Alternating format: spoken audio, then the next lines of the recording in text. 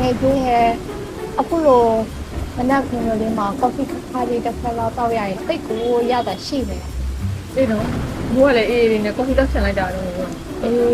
ဒီတော့ဝယ်လိုက်ပါလားတဲ့ တောက်ဝယ်လို့တော့ရတာပေါ့တငယ်ချင်းရဲ့ငါမားလေပတ်စံ200ပဲရှိတော့တာ ငါရှာကြည့်အောင်မလားငါကလည်း90ပဲရှိရောရဲ့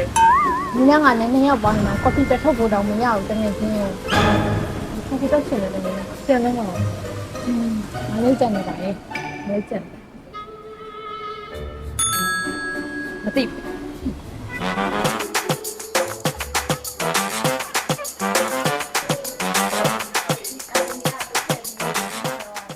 ဟောမမကော်ဖီတောက်နေလားညီမကော်ဖီမတောက်သေးဘူးထင်တော့လေစိုင်းနော်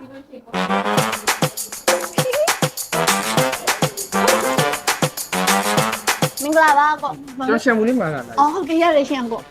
အခုကော်ဖီလေးပါပါလေးခဏလေးလောက်နေပါအောင် ညမှာအား မမကိုရရကော်ဖီကမကြောက်ခဏလေးပဲနော် ကျေးဇူးပါနော်မ အခုခဏနေအောင်လေ ရတယ်တောက်တော့ရတယ် ကော်ဖီပြောမကြောက်ဘူးလေခဏလေးပဲကို ရတယ်တောက်တော့ဗျာ